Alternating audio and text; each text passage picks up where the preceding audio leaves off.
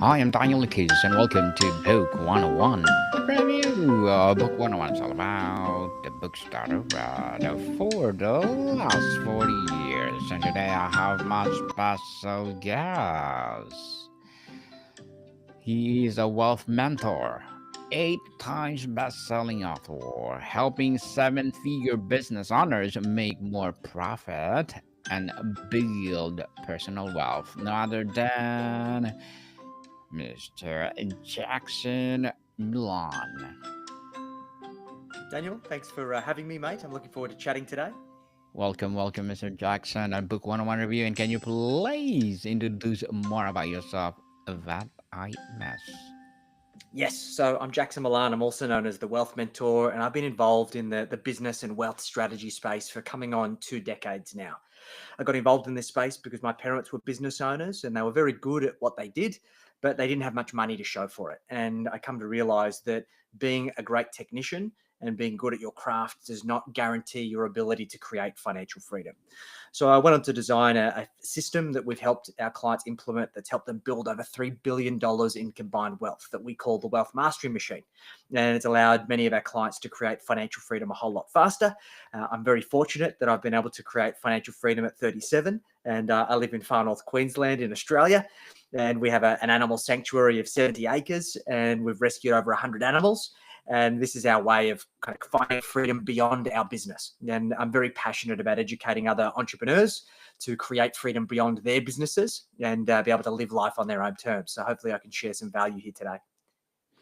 Yes, and thank you so much for sharing your values, knowledge, and wisdom to the world, Mr. Jackson. Thank you. And today, let's talk about financial freedom secrets for business owners. So, tell us, how do you define financial freedom specifically for a business owner? Is it a number, a state of mind? Is the ability to step away from the business without it collapsing? Yes, it's a really great question. So I think this is a problem that so many business owners face is that all of us get into business because we want to create freedom, right? Most of us have had a job, we've worked for the man, and we said, hey, I'm good at what I do. I should be out there doing it for myself. And it's going to create all of this freedom and flexibility. But unfortunately, so many business owners end up creating a prison of their own creation that ultimately traps them. And in many cases leads them to earn less than what they were earning when they were employed, working more hours, having more stress, having less certainty. So, what's really important is understanding that financial freedom is upstream from lifestyle freedom. Every single person in this world wants financial freedom because it gives them the ability to choose what they do with their time and hopefully have surplus so they can go and impact the world the way that they want to impact it. So, what is really important first, Daniel, is we need to define what financial freedom means to us. First and foremost, we can simplify that into a couple of key things. One, how much do we need to be able to live life comfortably, to be able to pay our bills, to be able to put food on the table, to be able to have our essentials? Secondly, how much do we need to cover our discretionary expenses, which includes our week to week stuff, like going out for dinner, buying clothes, entertainment, those kinds of things, but also the holidays. Like, how do we want to go overseas every year or a couple of times a year? What style of travel do we want to do? And then thirdly, how much do we want to have left over for discretionary purchases outside of our needs? So is it providing for family and friends? Is it giving back to community? Or is it just being able to have a war chest? And in my experience, Daniel, the vast majority of our clients, their financial freedom figure is starting at about $150,000 a year and typically goes up to about $500,000 a year. So for me personally, my financial freedom figure is $200,000. And it's from that number that we can now start calculating how much wealth we need. And then more importantly, what our business needs to do to allow us to create that wealth. Interesting, Mr. Jackson. What is the biggest myth or misconception business owners have about achieving financial freedom that actually keeps them trapped on the hamster wheel? Yes, I think there's two, Daniel. The first one is that most people mistake financial freedom with retirement. And in my experience, having worked with thousands of clients, there are very few people that actually go on to fully retire, particularly when they love what they do.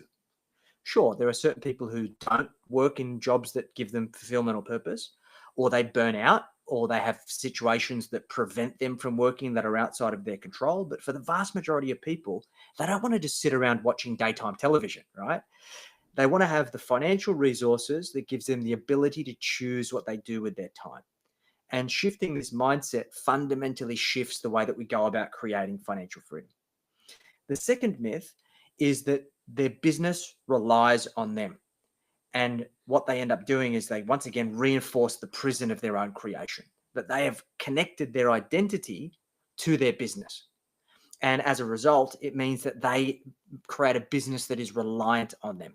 And this is one of the biggest things that gets in the way of business owners creating financial freedom, is that we need to create an identity outside of our business, and our business needs to be a vehicle, one of the best wealth creation vehicles, mind you, that helps facilitate our ability to create freedom beyond our business. It's critically important.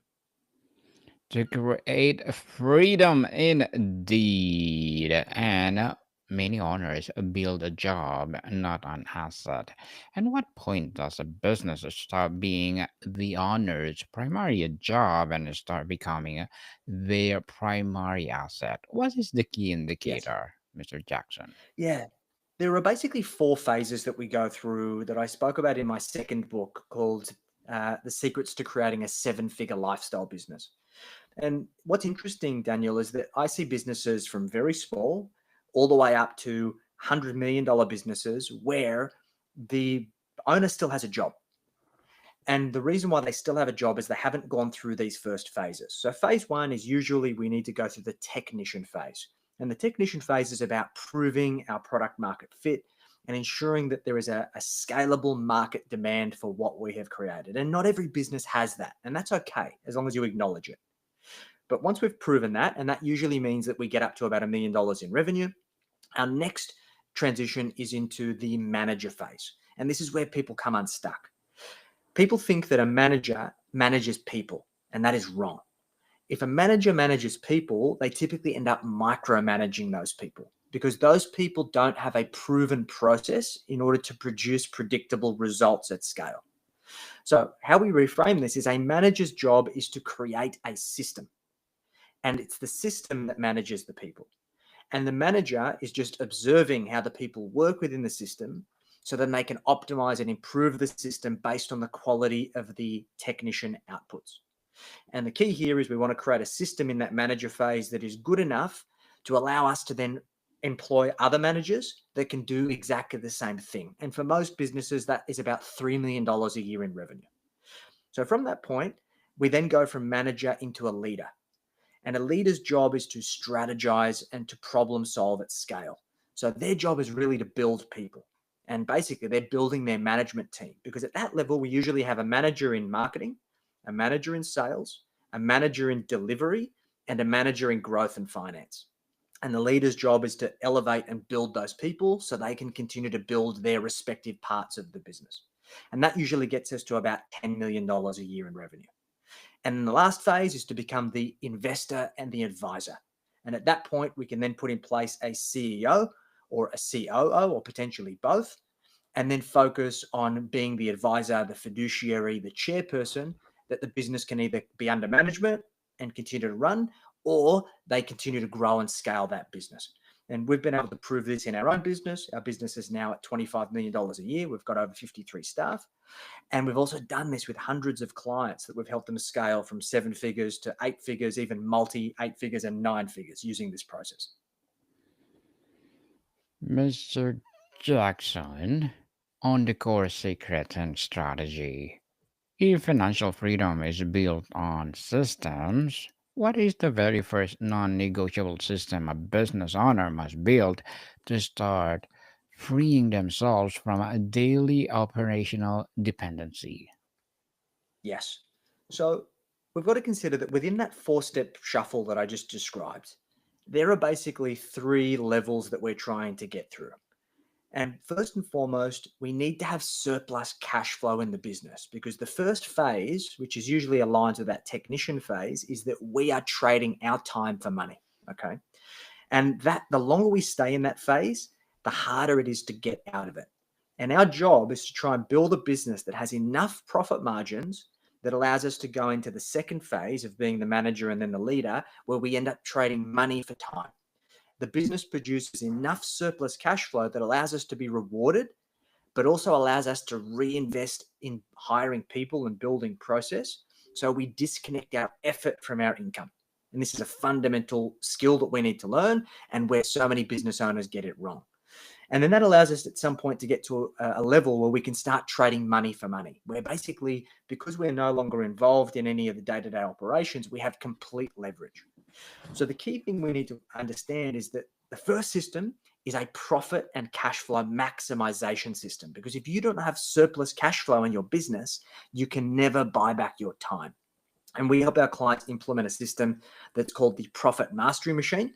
I wrote about that in my fourth book called The Seven Figure Profits. And it's about understanding that making money is one thing, but learning how to keep it and make it work for you is a fundamentally different thing. And learning how to take your seven-figure business and turn that into seven-figure profits, and then hopefully multi-seven figures in wealth, is a critical skill that you need to master. Critical to master indeed. And Mr. Jackson, beyond a salary, what are the most tax efficient and sustainable ways for an owner to attract and keep weather from the business to build personal financial independence? Yes. So it's really important to understand that trying to build wealth and minimize tax simultaneously are often counterproductive. I see a lot of business owners around the globe that have a bad relationship with tax.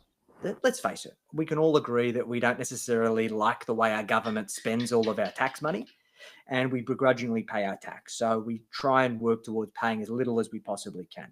But we can do that at the detriment of wealth building. So I personally believe that it is important that we pay our fair share of tax, but we don't pay the taxman any bonuses. And it should be our job to earn as much money as we possibly can, which in turn means you end up paying a huge amount more tax each and every single year. And you do so with a smile on your face. But you do it with a smile on your face because you are committed to, with the money that you've got left after you pay your tax, that you need to utilize that to buy as many good quality investment assets as you possibly can. And it's through building that investment portfolio and doing it the right way that we can hopefully get to a point where we end up paying no tax at all when we get to financial freedom, or very little tax. So it's really important to understand that tax is a consequence of making money.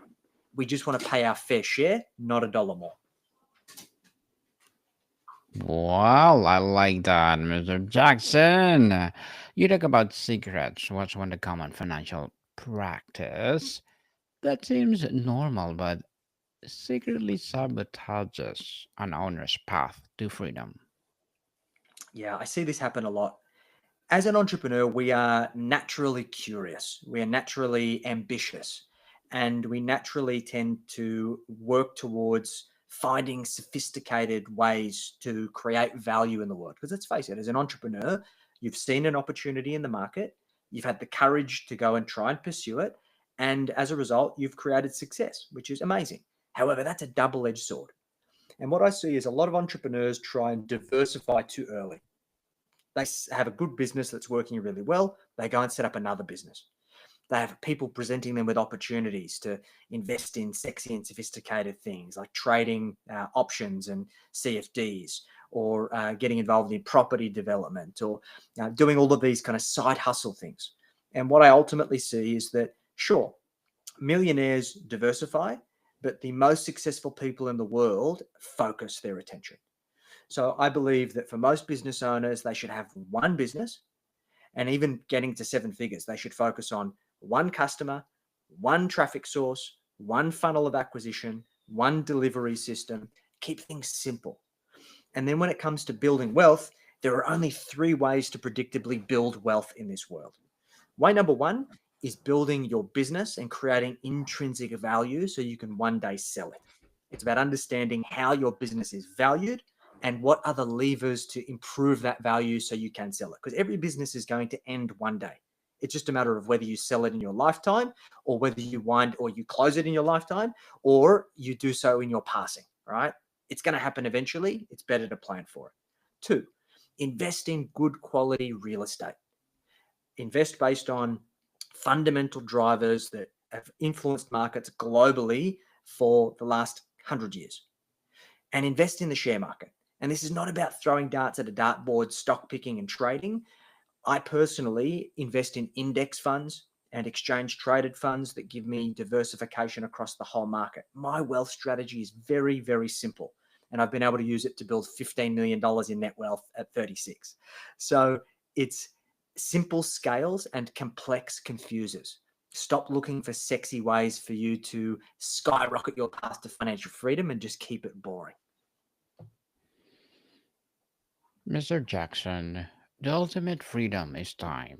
What specific financial metric should an owner master to buy back their time first before aiming for lavish profits?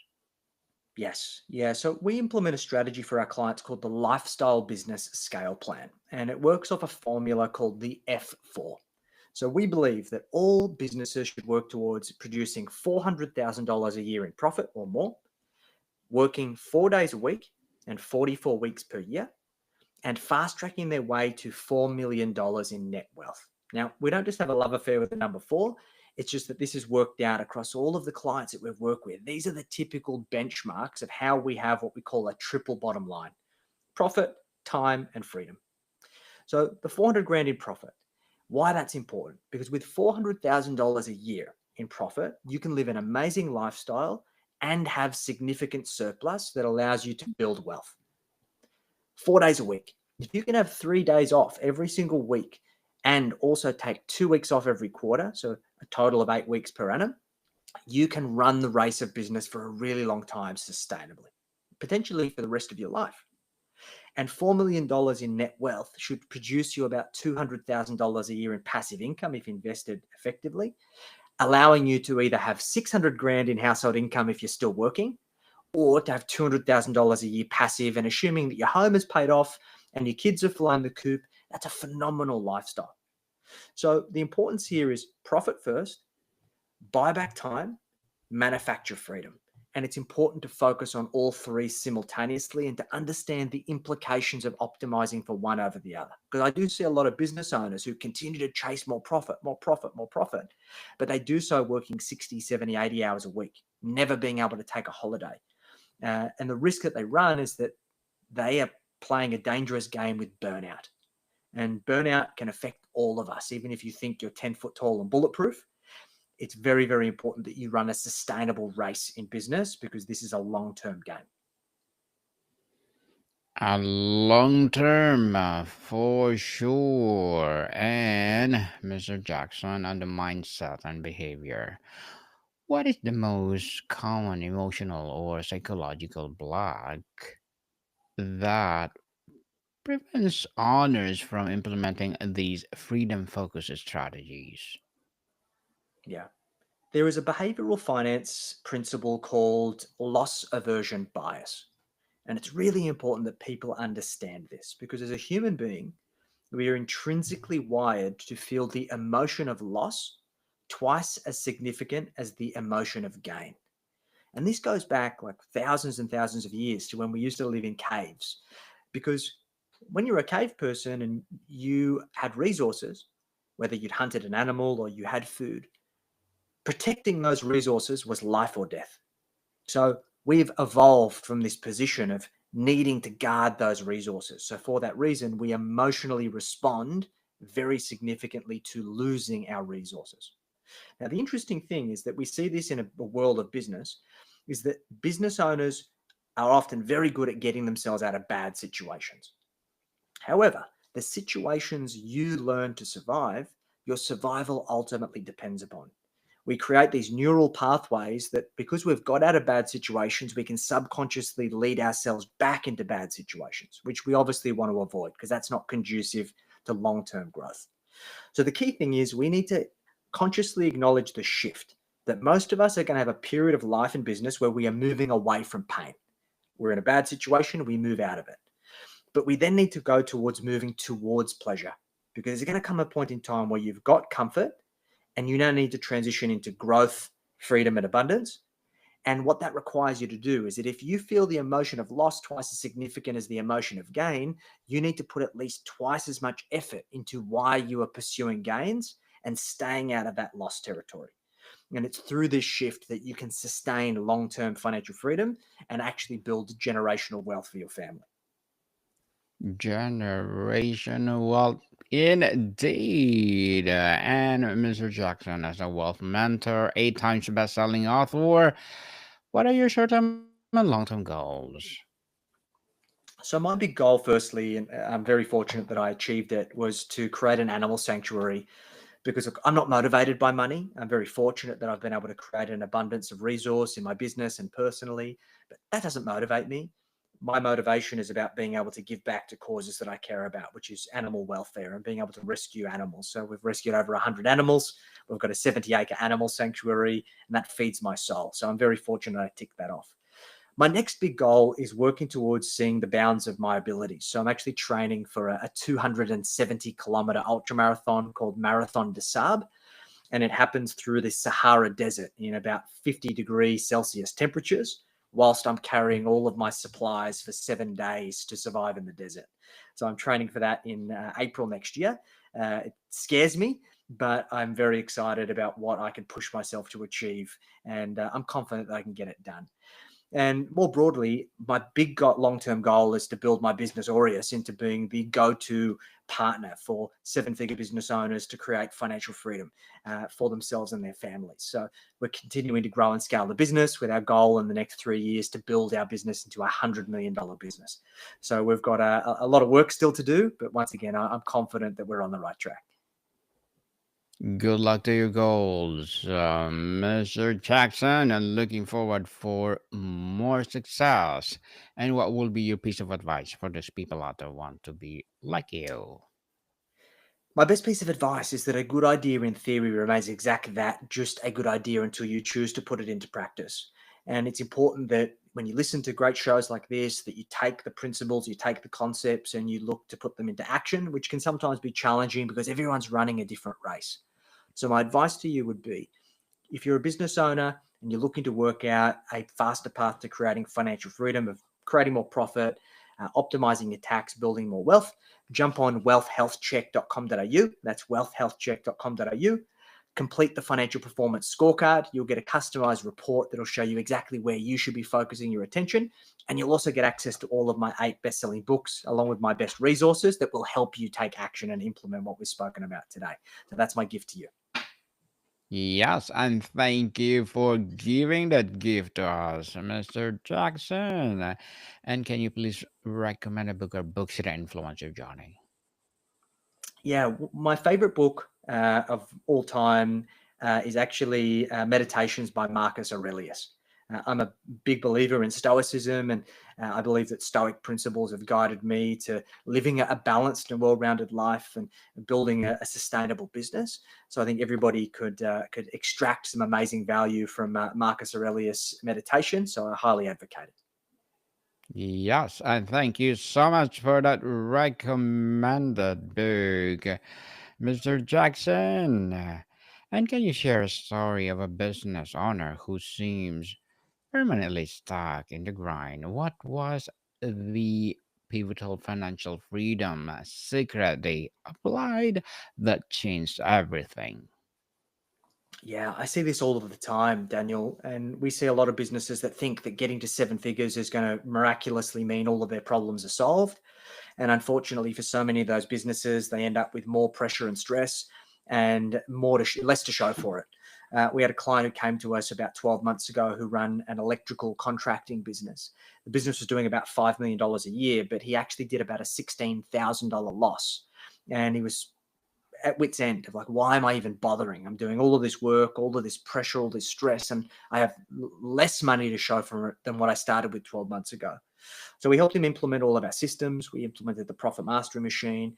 We helped him create a strategy to extract himself from the business. We implemented the wealth mastery machine in his personal finances.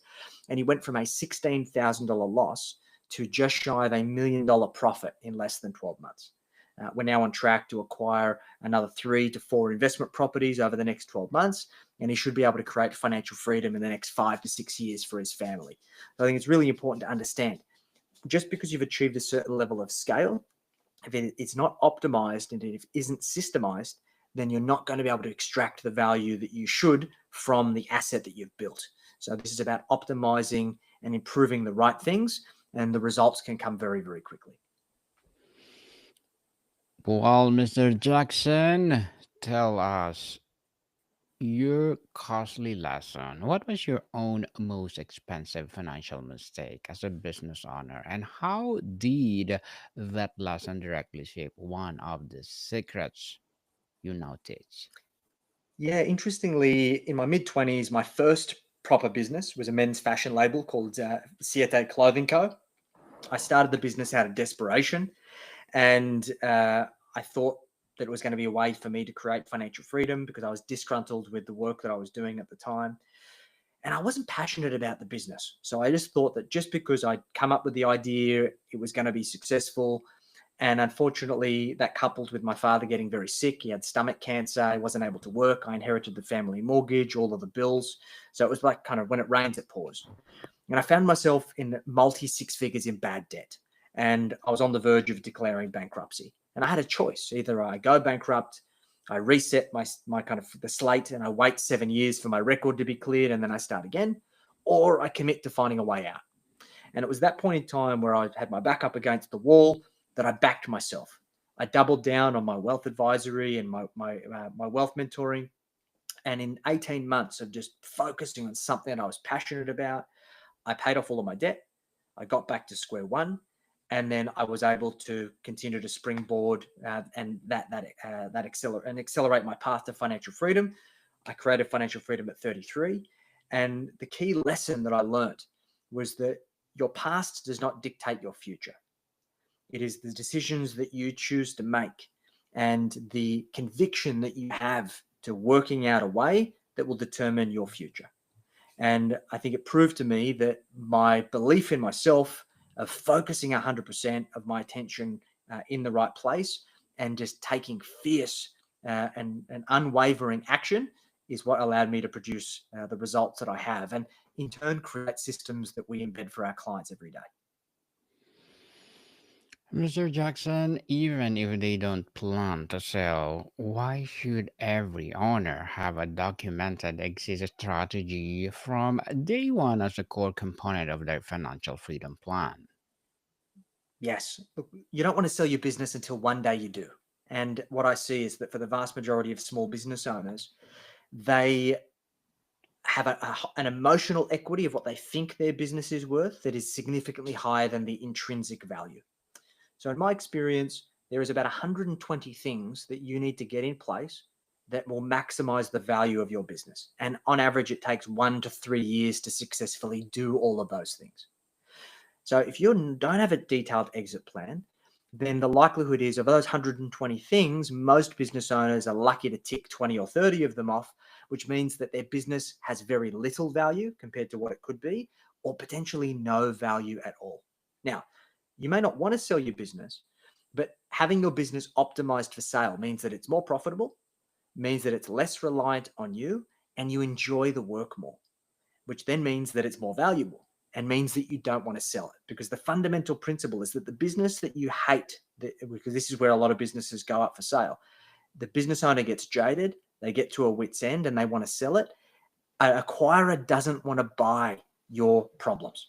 And if they do buy it, they're going to do it at a significant discount. An acquirer wants to buy an amazing business that you don't want to sell. And it's often when you don't want to sell your business that's, in many cases, the best time to sell the business. To sell the business itself. And Mr. Jackson, before we wrap up our discussion for today, I'm inviting you to please do listen to my other podcast, people. my other podcast because my abstract essay is already in fifth season. Abstract poetry in second season. I'm a book 101 review in fifth season too. Comedy 101 third season. I'm a food 101 in fifth season as well. Geography 101, love letters, movie 101, music 101 fourth season. Science 101, Sex 101, second season, and my baby podcast, Law 101, Mental Health 101, and Bible Verses 101. And coming this December, Entrepreneur 101. Please listen to them wherever you listen your podcast. So, Mr. Jackson, when you meet a business owner, what's the single quickest financial or operational metric you look at the gauge whether they are building a prison or path to freedom? Yeah. The simplest operational metric to look at is what is their effective hourly rate? And how they work that out is what is the profit that they're producing in their business divided by the number of hours that they are working per year. And we calculate that by the number of hours per week multiplied by the number of weeks per year. And why this is so important for everyone to track is because, of course, as you increase your profit, then that number is going to go up. And as you reduce the number of hours you work per week and the number of weeks per year, that number is going to go up. And this is the number one contributing factor to whether a business owner is going to be able to create financial freedom, and more importantly, how long it's going to take them to create financial freedom. How long it is. So, Mr. Jackson Millan, thank you so much for sharing your knowledge and wisdom to the world. So, can you please invite our listeners to support your advocacy, your books, or whatever projects that you're doing right now? Yes, sure. So if you haven't done so already, jump onto the wealthhealthcheck.com.au if you are a business owner, and you'll be able to get access to the financial performance scorecard along with all of the best resources. Or otherwise, if you want to follow along for the journey, feel free to search for me on social media. Just search for Jackson Millan. I'm available on all major platforms. And if you'd like to grab paperback copies of the book, then you can search for Jackson Millan on Amazon, and you're welcome to grab those books based on the topics of interest. Yes, people, let's support Mr. Jackson Milan because if you support him for sure, more and more empowering advocacy will rise. So, Mr. Jackson, thank you so much for your time. Thank you very much. Mordika, people, see you soon.